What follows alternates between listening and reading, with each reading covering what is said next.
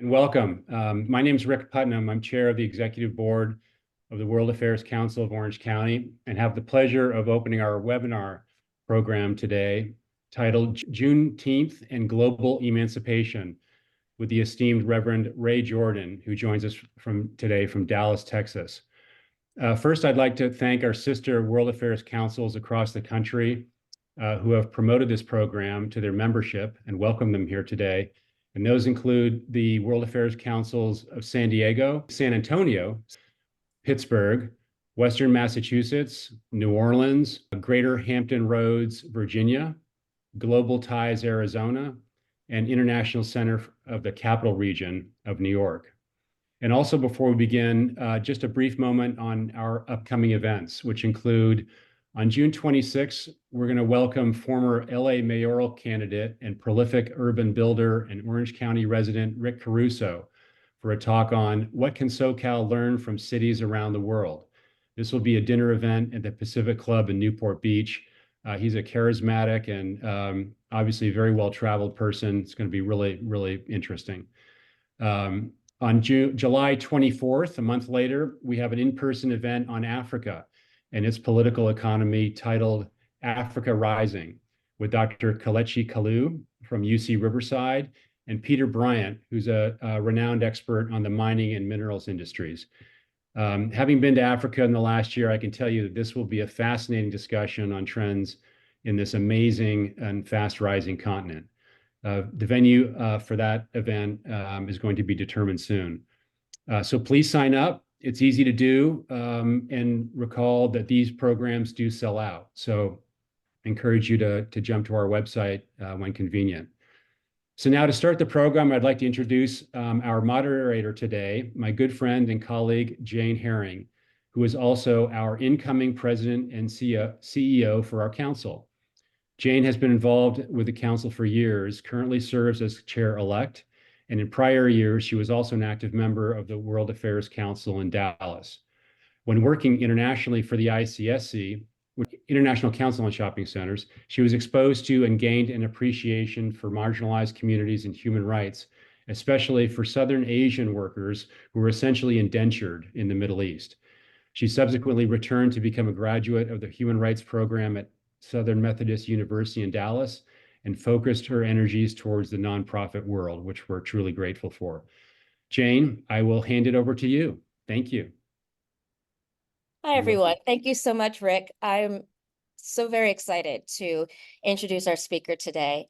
I met Reverend Ray Jordan when he was my professor of the civil rights movement as part of my degree in human rights at Southern Methodist University. And when recently, having moved to California, I've heard way too many people ask me, why should we care about Juneteenth? What is this? And so the first person I thought that would be the right person to talk about this and share why this is still an issue and why it relates to all of us. This is the first person I thought of. So I'll give you a little information about him. Pastor Ray Jordan is a trailblazing preacher, teacher, academic, keynote speaker, workshop leader, and consultant to churches, nonprofits, corporate entities, and institutions of higher education. As an ordained United Church of Christ clergyperson, Ray is formerly the senior pastor of Central Congregational UCC in Dallas, Texas, serving as Central's first African-American and openly gay senior minister in its 120-year history. Formerly the president of the North Texas Association of the UCC, its first African-American president, and is currently the lead pastor for First Community UCC of Dallas. In addition to serving as community activist and local church pastor, Ray is also an academic, having taught philosophy and world religion for Dallas College, interdisciplinary studies and African-American studies at University of Texas at Arlington, and political science at Southern Methodist University. Currently, Ray teaches courses in human rights and social justice for both the Graduate Liberal Studies and Human Rights program at SMU, while not spending time with his three children, Trey, Allie, and Joshua Caleb. It is my great honor to introduce my former professor, Reverend Ray Jordan. Hello, everyone. Can you see me? Okay, fantastic. Good afternoon, good morning, wherever you may be joining from. Thank you for allowing me to speak just a little bit about Juneteenth and global emancipation. I consider it an honor to do so. The caged bird sings of freedom.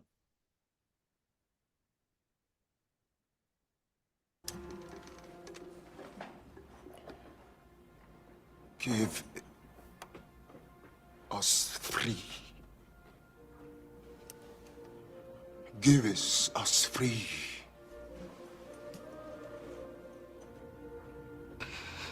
Give us free.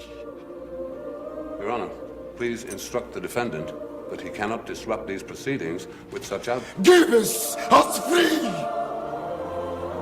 If we are to have any semblance of order in this court, Your Honor. Give us free. Give us free. Keep crying out, give us free, or anything else. Give us I'm sorry to question this witness. Give us free. Give us free.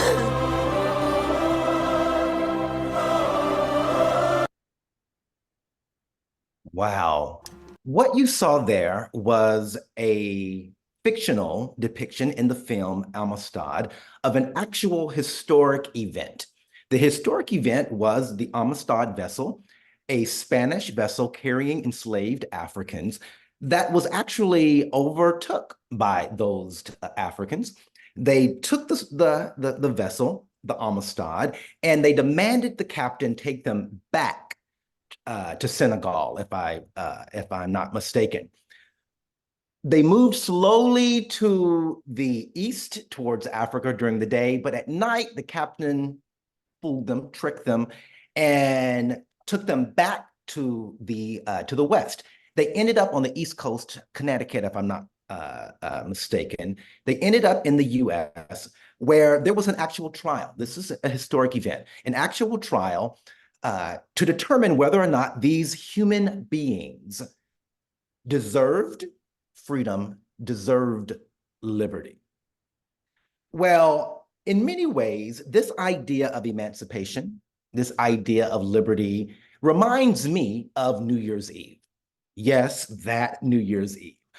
However, while many people all around the globe are celebrating with revelry and toast at the midnight hour, there are other Americans, for instance, African Americans, who are actually celebrating in church with a service or an event called Watch Night Service. These events go all the way back to New Year's Eve of 1862.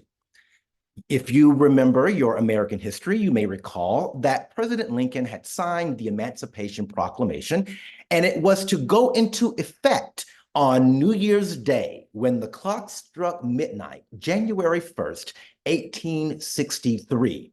So free Blacks and enslaved African Americans gathered on December 31st, 1862, all over the country in prayer, in worship, waiting for the moment that freedom would visit their doorstep.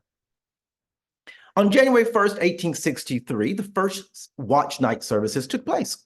It was on that night enslaved and free African Americans gathered in churches and private homes across the country, awaiting the news that the Emancipation Proclamation had taken effect. At the stroke of midnight, as I told you, prayers were answered as all enslaved people, and this is the important part to recognize, and I promise you, I'm getting to Juneteenth. At the strike of midnight, the Emancipation Proclamation went into effect, meaning that all enslaved people in Confederate states were declared legally free. Union soldiers, many of whom were Black, marched into plantations and cities across the South, reading small copies of the Emancipation Proclamation, spreading the news of freedom in Confederate states. But that was only the beginning. The message of freedom was a slow-moving train. And as a result, the westernmost Confederate state of Texas, where I have called home the last 19 years, enslaved people would not be free on January 1st, 1863. They wouldn't receive the news until much later, actually. Freedom finally came on June 19th, 1865, when some 2,000 Union troops arrived in Galveston Bay, Texas. The troops announced that the more than 250,000, just if you can wrap your mind around that number, 250,000 enslaved Black people in the state of Texas were free by executive decree. That day in 1865, June 19th, 1865 to be exact, some 2 years after the Emancipation Proclamation was to take effect, 250 enslaved people celebrated what we now know as Juneteenth. It's a play on words, June 19th, Juneteenth. And there we have the newest US holiday. While Juneteenth is a celebration of freedom and the end of slavery in the US, as related to the Emancipation Proclamation, the proclamation's effect was actually limited because it didn't extend emancipation to all of the nation's enslaved population. Okay, wait just a moment. Didn't we just say that the Emancipation Proclamation taking effect January 1st, 1863, offered freedom, liberation to enslaved persons? It did, but only in Confederate states. For instance, it didn't affect change to those parts of the Confederacy that had already come under Union control, nor did the Emancipation Proclamation address the border states that had not succeeded from the Union, but still maintained slavery. For example, Maryland was one of those border states. For those states, those border states like Maryland, it took the creation of the Emancipation Proclamation, it took the end of the Civil War, and the passage of the 13th Amendment to finally end chattel slavery throughout the United States. This means that slavery, as we know it, wouldn't officially be outlawed in the US until December of 1865, when, of all places, Georgia tipped the scale by ratifying the 13th Amendment. Juneteenth, however, has somehow remained in the consciousness of America. Again, it didn't mean that all enslaved people all over the nation were free, but there's something special about that June 19th date, mostly because Black Texans have maintained the date as a holiday for over 150 years, eventually sharing the revelry with the rest of the nation. And it was in 2021 that Juneteenth was signed and adopted as the newest US federal holiday.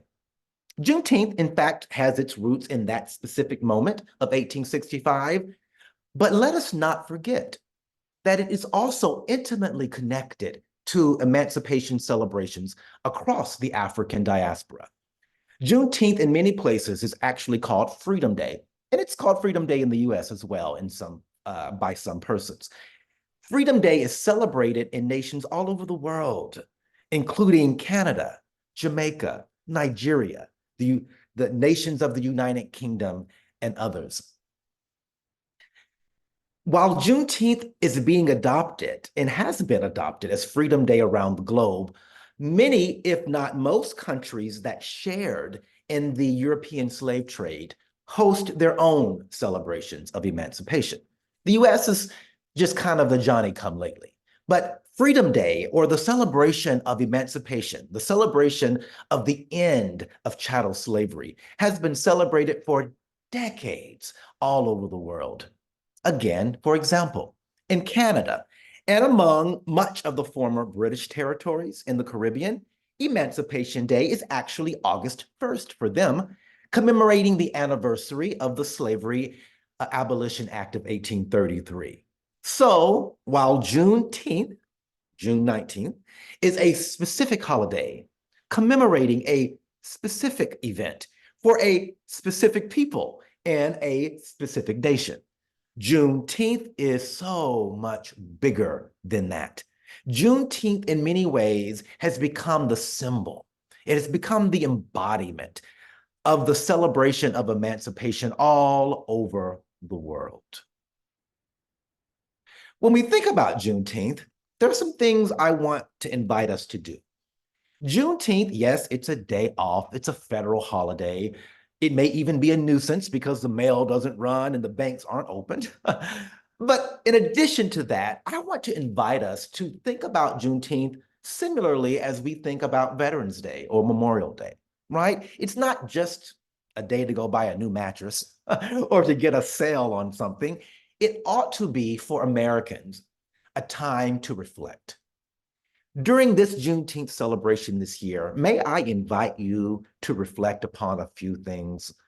Again, as an educator, I ask lots of questions. I don't know that I have a lot of answers, but I do ask lots of questions. For example, what about this question to reflect upon this year? What does it mean to truly be free? Have you ever considered that? Have you ever really thought about it? I know for most of us born in a democracy, born in the United States, no doubt, this idea of freedom can be taken for granted. But have you ever thought about what does it mean to be free? Have you ever considered how do we truly celebrate one's freedom? Maybe we should reflect this year and every Juneteenth on this next question. What are the historic and contemporary conditions placed on freedom? While the root word of freedom is free, it certainly costs a lot. And what is the cost of freedom? And what are those conditions that we in this contemporary society have placed on the ideals of freedom? How do we protect it? How do we challenge ourselves and our governments around the world to a renewed commitment to the ideals of freedom? Again, I'm full of questions today. The answers remain, I think, in you. As we think about Juneteenth as this global representation of freedom and of emancipation, we must also remember that freedom equals responsibility. And as the most powerful and one of the wealthiest nations on the planet, the United States, for years, has been the flagship of the ideals of freedom and has served as a sort of beacon of democracy for the rest of the world. So, as a nation that has greatly benefited from the enslavement of human beings, again, a question for us to consider today. Why did it take the United States Congress until 2008, after the election of President Obama, to officially apologize for the institution of slavery? Why did it take so long for a simple apology? Why did it take until, as I mentioned earlier, until 2021 for our nation to officially celebrate the reality in the ideal of emancipation? Again, our neighbors to the north of us and the south of us, to the east and the west of us, have all celebrated emancipation in their own way for decades, if not over a century in many places. Why did it take us until 2021? And this one really makes me wonder, if the US did a better job at articulating, defending, and preserving personal liberties and freedom, would we see the current global pandemic of modern slavery and human trafficking around the world? Let's talk about that for just a moment. I lift this term, and I wonder if you're familiar with it. It's the term of modern day slavery. Have you ever heard of that?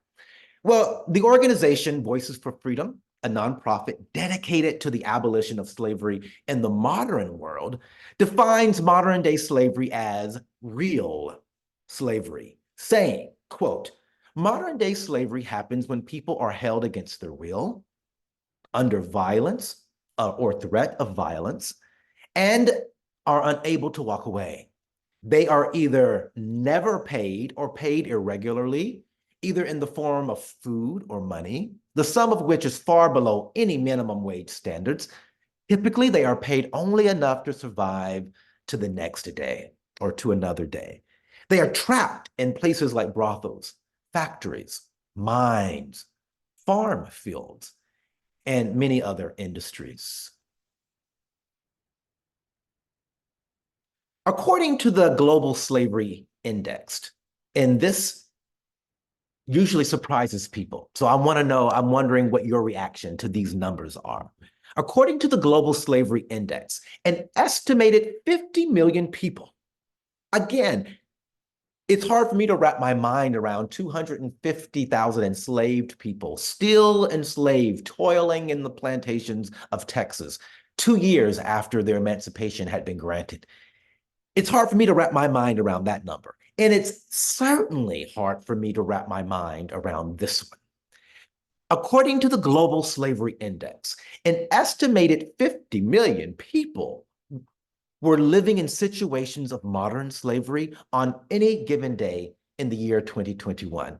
Interestingly, the year the United States finally got around to celebrating emancipation, 50 million people were still living in these situations in 2021. Of these people, approximately 27.6 million, again, how do you even fathom that number, were in forced labor, and 22 million were in forced marriages. The most vulnerable, you guessed it, women, children, and migrants remain disproportionately affected. Migrant workers, for example, were 3 times more likely to be forced into labor than non-migrant workers. More than 12 million of all people in modern slavery are children, and women and girls account for over half of them. Speaking of women and girls, I would be remiss if I did not lift this very important data point, that modern slavery as we know it today is a gendered issue. Walk Free, an international human rights group focused on the eradication of modern slavery in all its forms within our lifetime, estimates that women and girls account for up to 71% of all victims of modern slavery. If these numbers are even anywhere close to being accurate, that would mean about 1 in every 130 women and girls in the world are living in modern slavery somewhere on the planet.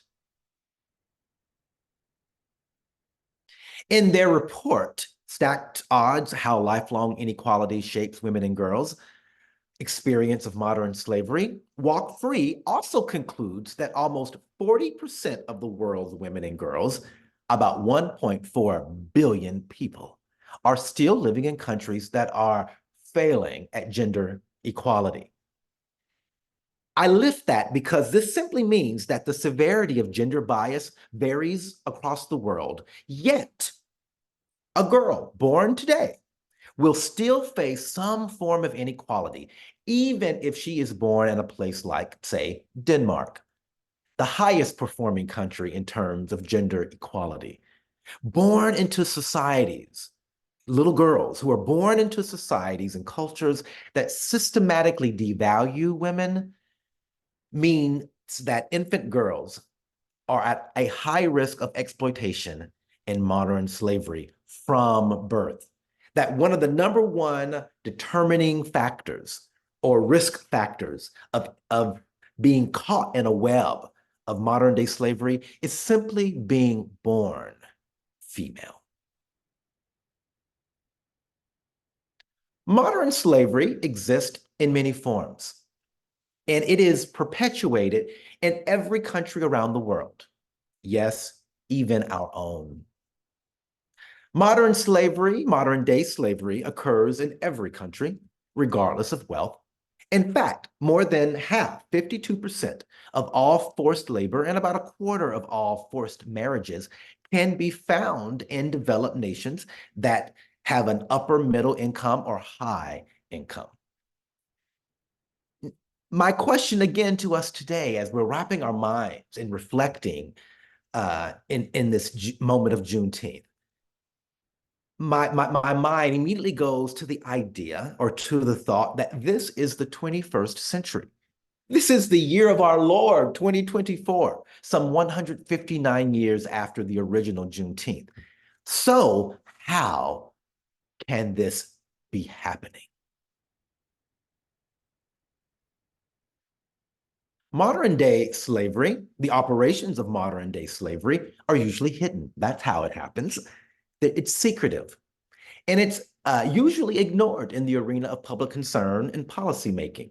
I don't know about you, but I watch the news fairly regularly. I consider myself to be an informed person, and I can't remember the last time there was any major press conference or policy coming out of Congress around this area of concern. Corruption, also coupled with the lack of resources, the lack of education, and a lack of recognition of human rights, all of these together create a perfect storm. It all perpetuates a system in a cycle of slavery. While the enslaved are not paid an adequate wage, if you simply, what did Jerry Maguire teach us many years ago? Those of you of a certain age may remember that. If you simply follow the money, you'll see who's getting paid, who's benefiting from modern day slavery. Like slavery of a past era, the enslaved get nothing or get very little from their labor. But the organizers of such an enterprise receive heavy compensation. Of the men, the women, and the children trafficked across the globe each year, the Global Emancipation Network estimates that $50 billion, again, a number that's almost unfathomable, $50 billion annually is generated for traffickers and organized criminal networks who prey on the vulnerable and lure people, entrap people in what we know as modern day slavery. If slavery were an American state, it would have the population of California, Orange County, and it would have the economic output of the District of Columbia. But it would be the world's third largest producer of CO2, of carbon dioxide, after China and the United States. Just sit with that information for just a second. No person enslaved, that's actually the motto of Voices for Freedom. No person enslaved ever again. I'm wondering that after our time together today, if you might also commit within yourself to this statement, that no person enslaved ever again. The International Labor Organization also estimates that globally, internationally, fewer than 50,000 victims of modern day slavery are identified and rescued each year. Like many other, now there are 50 million people enslaved, but only 50,000 of them are identified and rescued annually. Like many other criminal enterprises, traffickers are reliant on the web and internet-based apps to help them find, groom victims, organize transportation, and actually advertise their victims' services. So in the conclusion of this part of the presentation, then we'll get into some conversation with Jayne and maybe a question from you. But in conclusion of this portion, as much as you and I celebrate the emancipation of the American enslaved, and as you might guess, I really celebrate the emancipation of the American enslaved, let us not forget that there is still much work to be done. Modern day slavery is real slavery, and it deserves, not desires, it deserves our concern and our attention. Before I turn it back over to Jayne and we have some conversation, I want us to reflect a bit using the poem A Caged Bird by none other than Dr. Maya Angelou.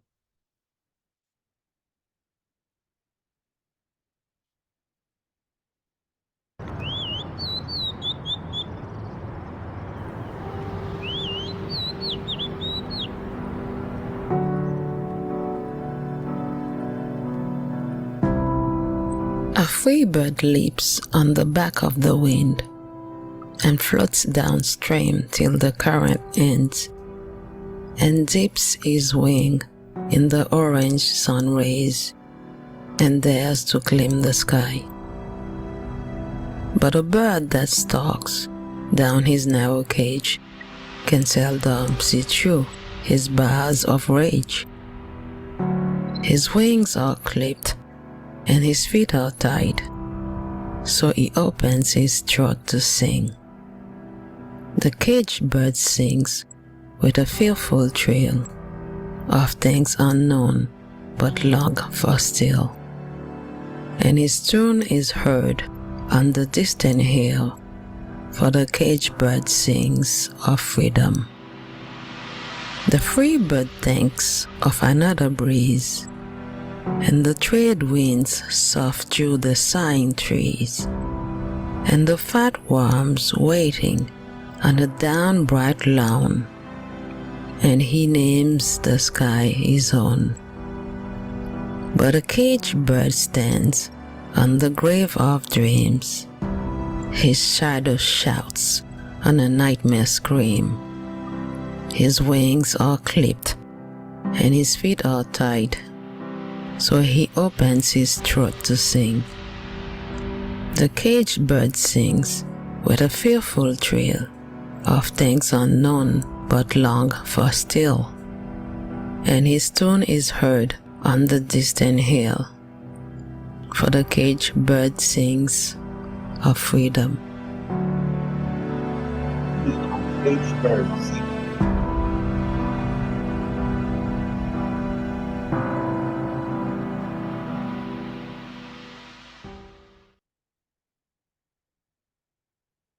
Wow. Ray, thank you so much for all of that. If you all have the same emotion that I do, then you'll understand why I enjoyed his class so much and wish I could take many more. So quite a few questions. First of all, let's start with how you got to be so interested in these concepts and the idea of freedom and global emancipation around the world. Absolutely. So it all really begins, you have to understand, I think Maya Angelou was one who said that she disagreed with the statement, you can never return home. She says, in her estimation, you can never leave home. And for me, home is a very small town, less than 1,000 people, in the southwest corner of Arkansas. Brown v. Board of Education was 1954, desegregating schools. However, the school district that I grew up in did not desegregate until 1974. Now, how in the world could that happen? Well, the federal government kind of put their thumb down and said, no more funding until that happens. So when I walked into my first public school classroom in 1984, I was in an environment that really was not prepared for me. And so as a young African-American child growing up in the rural South, I had questions about why is this the way it is? What am I seeing, feeling, hearing? That took me down the path of understanding what it meant to be an African-American in the nation. So I had a connection with that already. So much of a connection, when I did my PhD work, I did it at the only university at the time, Union Institute and University in Cincinnati, who offered a PhD specialization in MLK studies, Martin Luther King studies. Thus, you and I came together in a civil rights movement class many years ago. But while in that program, the program director, Dr. Nancy Boxell, who is the first Black woman to be elected to the Fulton County Commissioner's Court. She's now retired, but she served some 20 plus years as a Fulton County Commissioner. That's Atlanta, for those who aren't aware. She made a presentation in one of our MLK classes about her introduction to human trafficking. She said as a county commissioner, the reason she liked the county commissioner's court rather than city council was because the social services in any community happens through the county, health and human services, et cetera. So that's where she found a home. She had a person she knew in the community asked for a meeting with her. They came in and they presented to her some numbers that the numbers were not only jaw-dropping for her and heartbreaking for her, they were the same for me.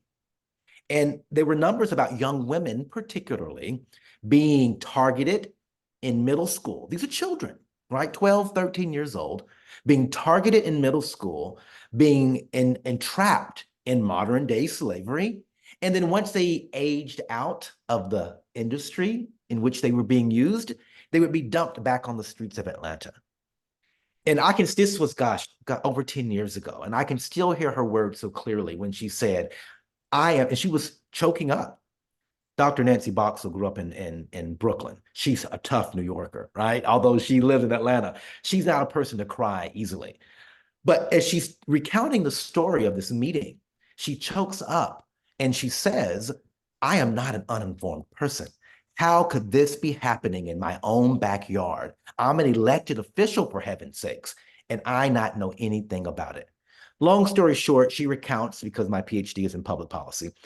Long story short, she began to recount the policy changes and how they advocated on the county and for the state to change some laws to prevent Atlanta being one of the #1 places in the country for human trafficking. But that was my initial introduction to both the historical understanding, being a Black man in the South, and what that meant, and how I came to be, and how my lived experience had been shaped by history in ways that I didn't even know at the time, to connecting the dots to this idea that modern day slavery exists. And in many ways, it functions in the same ways as slavery of a past era. So that's how I came to understand the issue as being one of concern. It's interesting. I think a lot of us, we go to school, we learn about the Emancipation Proclamation, and poof, it's all gone. If slavery's done, yay us, we did it. No more slavery. And I know I can say from my own personal experience, as I was saying before the webinar started, that I had moved to Dallas from New York City, where like the woman that you're speaking of, I thought I was very well informed. And when my friends started talking about Juneteenth, I'd never heard of it. I'm wondering, Ray, how you commemorated the date as a family or in your community growing up, and if you had any idea of the rest of the country or fellow citizens having any concept of what this was. I will have to say I did not grow up celebrating it annually, although I first learned about it as a kid in Arkansas. And I can remember a cousin of ours, wanted to throw a celebration of Juneteenth. And I can remember being maybe 12 or 13 going, Juneteenth, what's that, right? And she had gone to college in Houston at the University of Houston and had returned to Arkansas. And she, through her Black Texan friends, had learned about Juneteenth and had brought the word to Arkansas to us. And we celebrated like any good Black Southern family. We had a cookout and a family gathering with lots of revelry and fun and laughter and card playing. And it was just a time to kind of breathe and be thankful and remember our ancestors. That's wonderful.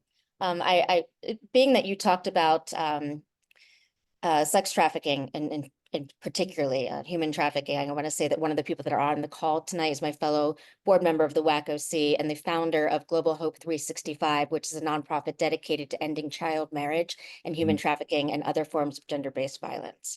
We're very, very grateful to have her be part of our council, and she is on this as well. So I wanted to recognize her. She said, she wanted to point out to us all that child marriage is still legal in 38 states in the US. And victims of human trafficking, both in labor and sex in the US, 85 to 90% of them are US citizens. So that's another staggering statistic that we all have to remember. And may I just add to that nuance that, from my understanding, that much of that human sex trafficking with young girls particularly, but also young men, happens with US businessmen, predominantly men who travel to places for conferences. That's why Dallas on a major freeway, Atlanta on a major freeway. These are also places that host lots of conventions, conferences, don't even talk about the Caribbean outside of the US jurisdiction, that have become hotbeds of this trafficking. And so when we think about traffickers or those benefiting from this I hate to call it an industry, but it is a money-making enterprise. $50 billion, my heavens. That we think about, some nefarious, gnarly character from a movie. But really, they're your church member, they're your community member, they're your colleague, they're your professor, they're your doctor, they're your attorney. They're people in our everyday communities who are taking advantage and fueling through their dollars, fueling the demand for this industry. That is the part that's appalling and shocking to me. I agree for sure. I remember asking somebody from Human Rights Watch what we can do about communities like the Uyghurs, and she said, stop buying fast fashion. Like there's so much industry, so much need, desire for this fast fashion, and most of it's being made by enslaved or at least in some way trafficked human beings. Do you have any comment on that? I do. In fact, can I just talk a little bit about how Yes. to end? I didn't put it into a slide, so to speak, but I want to talk a little bit about the ways in which this works and how you and I and anybody listening might be involved in just being aware. I grew up with G.I. Joe, and knowing is half the battle. So just having an awareness of the issue, I think is the first step. And I would want to invite people to think about how to dismantle the system. I want people to think about it as a system. It's not just individual bad actors, but it really is a systemic problem. And in order to dismantle the system, I think we have to think about it systemically, and we have to do it collaboratively. So let me explain what I mean. So when we think about collaboration, we need collaboration between nations to help end modern day slavery. That means we need nations to work together with the UN and others to help identify and police traffickers, especially during times of war and conflict. When I look about how there are many places in the world that are ravaged by war and conflict right now, that creates a migrant crisis and a refugee crisis, and inevitably, it creates a trafficking crisis because those people are at their most vulnerable and they're low-hanging fruit for persons to exploit. So nations have to work together. When we think about collaboration, businesses and governments have to work together to eliminate the supply chains that rely on slave labor. So again, to your point about cheap fashion, there are actual supply chains that utilize cheap labor, which is just enslaved labor. That's all it is. And business and enterprise, or business rather, and governments have to work together. But communities and law enforcement have to work together, much like my former professor, Dr. Boxall, was talking about as a local elected official in her community. Communities and law enforcement have to work together to monitor and to disrupt the system, to pay attention to what you see. When you see a young girl or a young boy that seems like they're not happy to be where they are, there's all kinds of telltale signs if one is aware. But also global organizations and citizens like you and I have to collaborate and work together to hold all of the above accountable. Because speaking of American enslavement, I believe it was Frederick Douglass, the great abolitionist and orator, who said that power has never conceded. It never has, never, without a demand. Power is never conceded without a demand. It never has, and it never will. I would love to live in a world where people just did the right thing because it was the right thing to do. But unless someone is holding these systems, these entities, governments, business, et cetera, accountable, then nothing will change. Thank you for that. I think so many people, all of us, we get overwhelmed with so many problems and issues in the world, and it's really hard to wrap our heads around being able to do something about it. But thank you for giving us some steps. I always tell you that my favorite sustainable development goal is number 17, because it's about collaboration for reaching the goals, because it's absolutely essential, every single one of them, whether it's, gender equality or climate change. Yeah, and there's an ideal there that I want to underscore about working together. It's a human principle. It never ceases to baffle me that being humane always seems right outside the reach of human beings. But it's who we are. Being humane, looking and honoring someone's humanity ought to be natural for human beings to do, but it hasn't been that easy. Clearly, it hasn't been that easy. And I would like to think we live in a world where people just do the right thing, but that's not always the case. And so again, unless we work together, there's an African proverb that says, if you want to go quickly or fast, go alone. But if you want to go far, go together.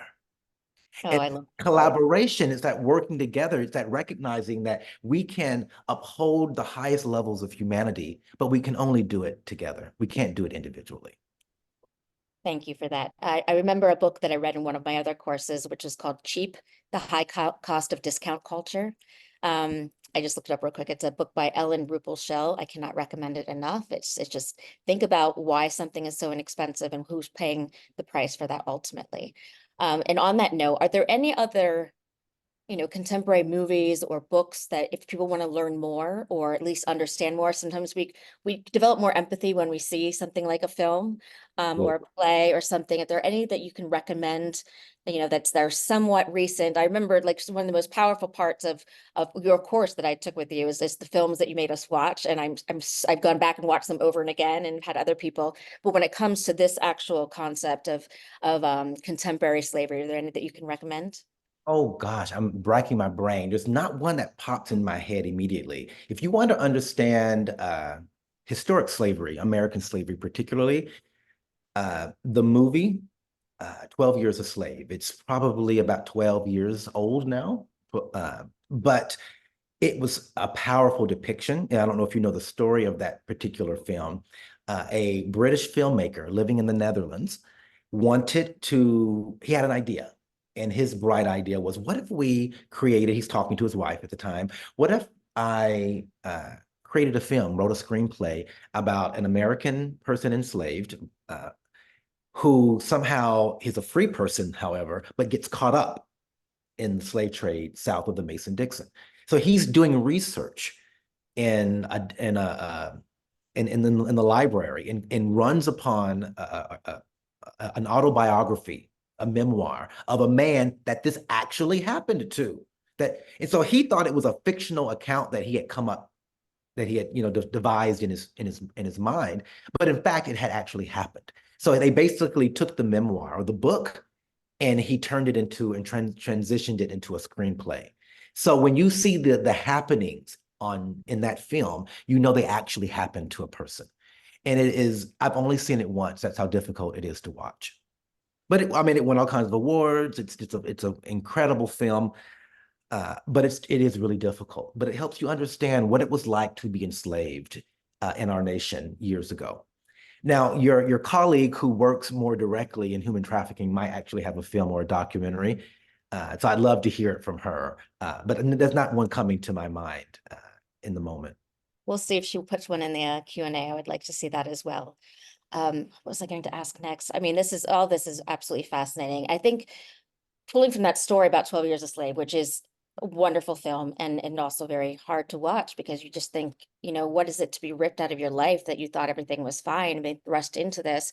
And I think we don't think about that part of the slave trade from the beginning from Africa about they had, beautiful lives and then they're suddenly on a ship and not knowing what's going on and what that must have been like. And the fact that that's still happening now is just unfathomable.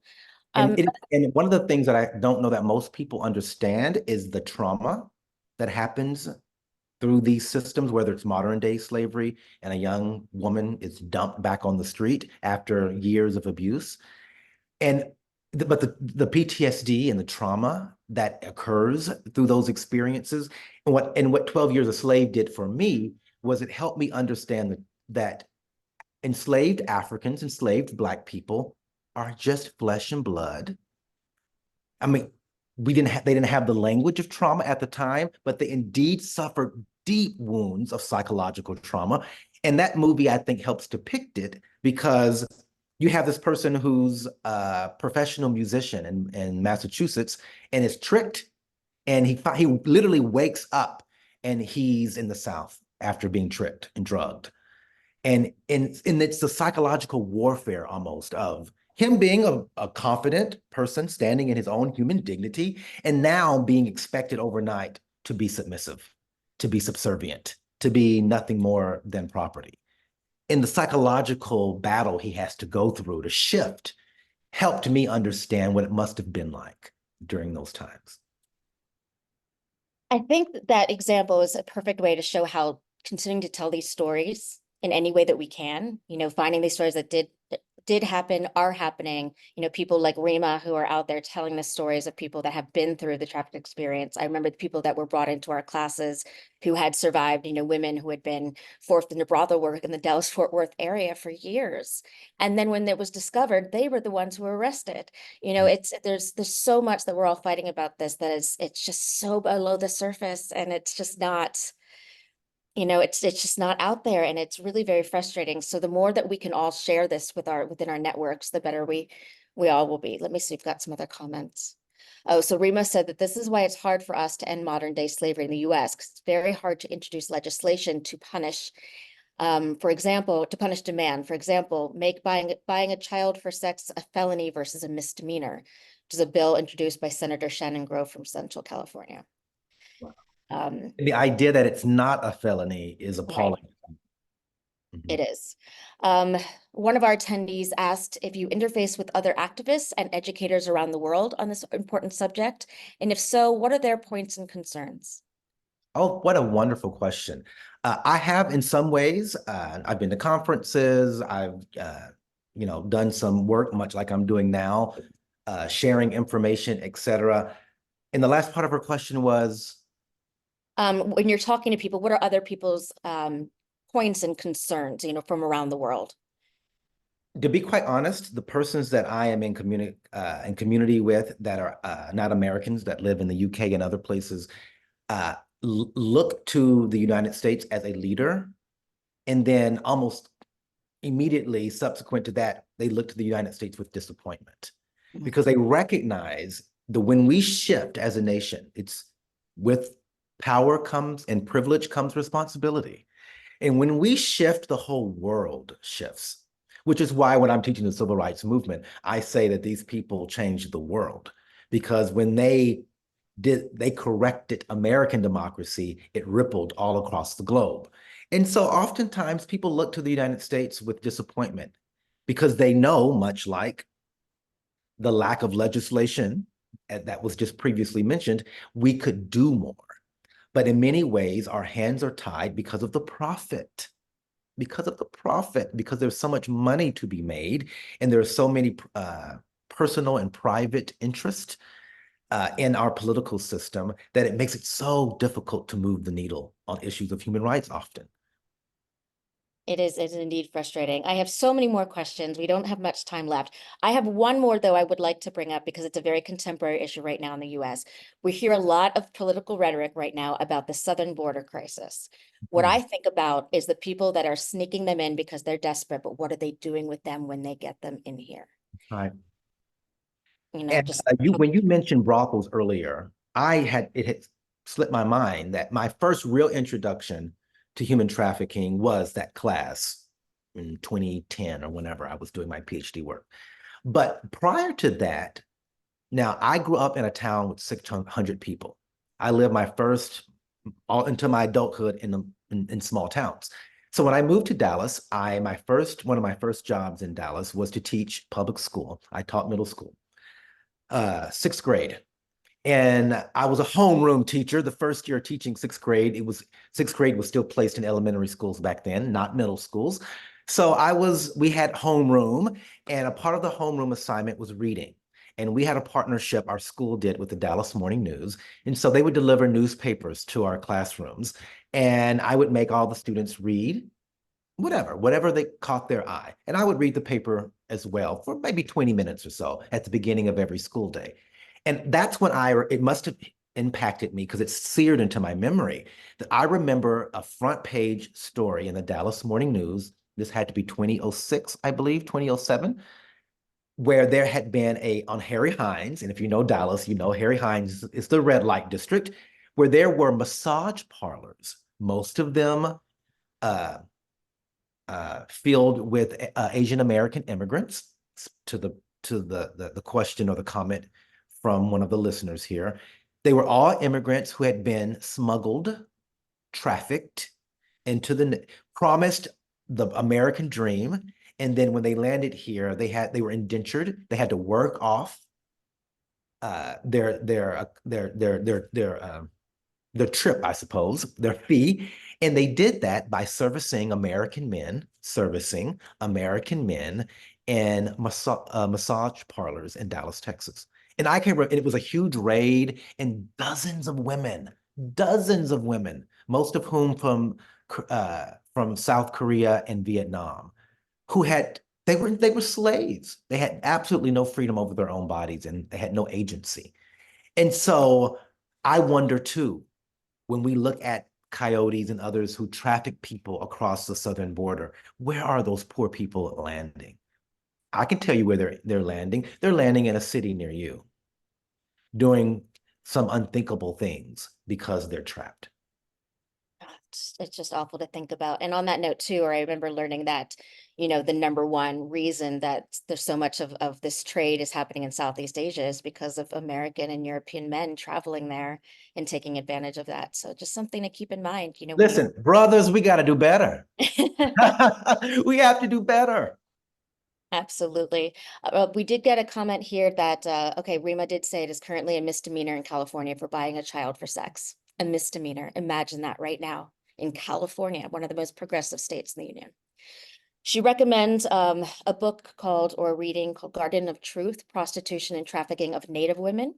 There's another comment. We'd probably do a whole nother webinar on that one.